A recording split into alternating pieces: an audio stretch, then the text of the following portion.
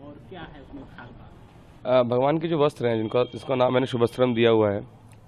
ये वस्त्र जो है ये पीताम्बर पीले रंग का वस्त्र है, जो कि पीताम्बरी वो कपड़ा है जो हमने काशी से इसको स्पेशली तैयार कराया था।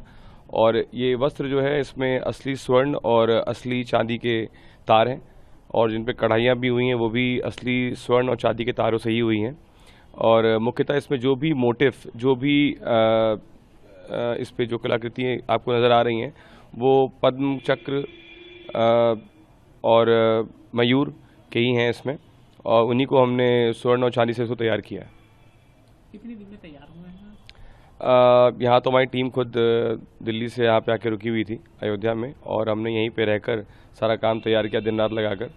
लगभग 12 से 15 लोगों की टीम हमारी ऑन एंड ऑफ यहाँ पे लगी हुई थी, और हम लोगों ने सब कुछ यहीं बैठ के बनाया और किया। तो समय का तो अंदाज़ा नहीं लगा, बिकॉज हम लोग दिन रात यहाँ पे इसके लिए काम किया हम लोगों ने, और बस हो गया।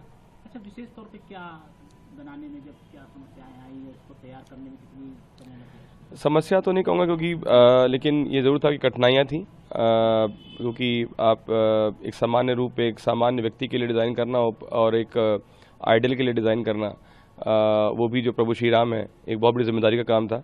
पहला बिंदु ये है कि भगवान की जो प्रतिमा थी, जो प्रतिमा है, उसके मानक हमारे पास में नहीं थे पहले से। वो बाद में हमें जब मूर्ति फाइनल हुई है उसके बाद हमें वो मिले, तो उसके पैटर्न तैयार करना और एक लिमिटेड समय में उसको तैयार करना, वो अपने आप में एक बड़ा चैलेंज था।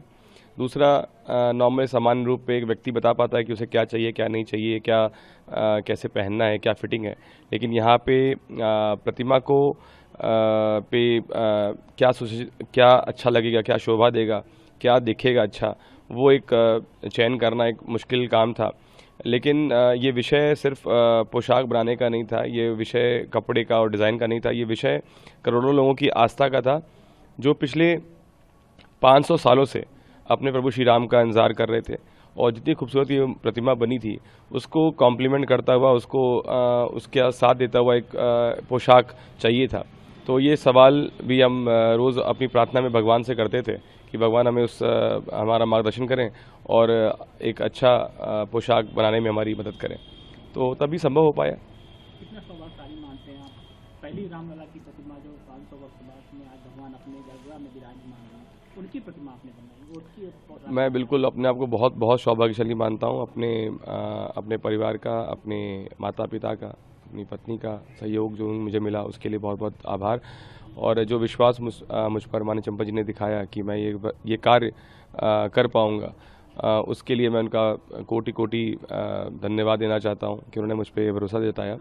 और क्योंकि एक बहुत बड़ी जिम्मेदारी थी, जहाँ पे 500 साल से लोगों ने अपने मन में, अपने हृदय में एक परिकल्पना कर रखी थी, एक इमेजिनेशन बना रखी थी कि भगवान का रूप ये होगा, भगवान ऐसे दिखेंगे।